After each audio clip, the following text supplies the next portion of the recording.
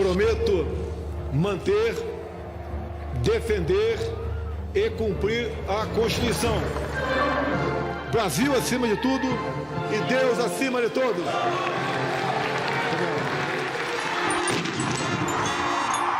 Opa, eu acabei de passar de R$ 9.900 de ganhos na internet trabalhando pelo computador no conforto da minha casa. Se você quer saber como que eu obtive esses resultados trabalhando aqui em casa, clica no link da descrição que eu vou te ensinar a você ter esses ganhos também. O Temer transmite a faixa presidencial ao presidente da República, Jair Bolsonaro. Agradeço o nosso presidente. Cerimônia de posse dos ministros de Estado. Sérgio Moro. A missão prioritária, o fim da impunidade da grande corrupção. Damares Alves, ministra de Estado da Mulher, da Família e dos Direitos Humanos. Menino veste azul e menina veste rosa! Educadores, psicólogos criticaram a posição da ministra. Foi uma metáfora. Agora, Paulo Guedes e equipe vão tocar o Superministério da Economia. O primeiro e maior de todos os gastos é com a Previdência, que é atualmente uma fábrica de desigualdades. O presidente Jair Bolsonaro disse que vai enviar ao Congresso uma reforma da Previdência propondo idade mínima. 62 anos para os homens no final de 2022. E para mulheres? 55 para 57. Não era bem assim como o presidente havia dito. O ministro-chefe da Casa Civil disse que, na verdade, nada está definido sobre a idade mínima. O Paulo Guedes anuncia hoje também a possibilidade de diminuir a alíquota do imposto de renda. O homem indicado para falar de economia não falou. Ele cancelou compromissos públicos e não se manifestou. O ministro da Casa Civil negou que haja divergências entre a equipe econômica e Bolsonaro. Não tem ruído algum. O cenário mais provável que a gente deve ver nos próximos dias é de alguma acomodação sobre quem fala o quê no governo Bolsonaro.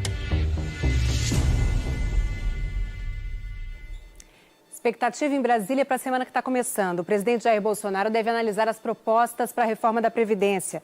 Especialistas dizem que medidas concretas para a economia têm que ser apresentadas logo. O presidente Jair Bolsonaro passou o fim de semana com a família na residência oficial do Torto. Amanhã vai dar posse aos presidentes dos maiores bancos públicos do país, Caixa Econômica, Banco do Brasil e BNDES.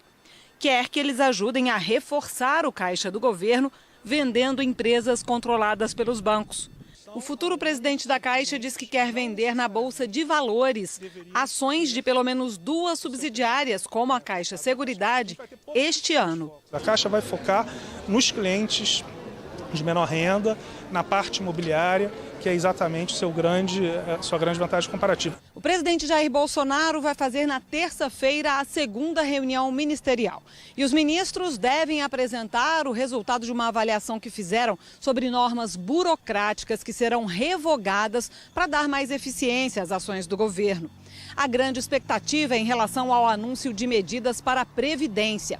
A equipe econômica vai apresentar a proposta de reforma ao presidente Bolsonaro ainda nesta semana. Analistas dizem que depois dos desmentidos da última sexta-feira, o governo não pode demorar muito para apresentar medidas concretas para a economia, principalmente a reforma da Previdência, que é a questão mais importante para começar a pôr em dia as contas públicas do país. Precisa definir, tá bom? O que eu quero de reforma previdenciária. É isso aqui. Então, esse é o meu projeto. Pode ser o do Temer, pode ser outro projeto, pode ser uma coisa completamente diferente, mas precisa ter alguma coisa que é colocada para a sociedade entender. Colocar as cartas na mesa e falar, esse aqui é o nosso programa econômico para os próximos 4 anos.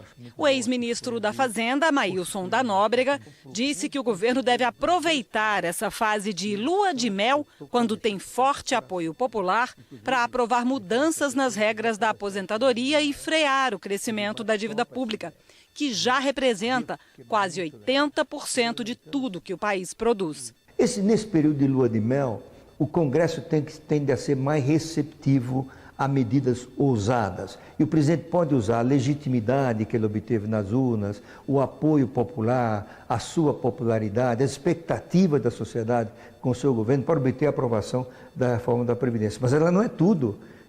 A volta do crescimento do país pressupõe a recuperação da produtividade, que está estagnada há mais de 20 anos.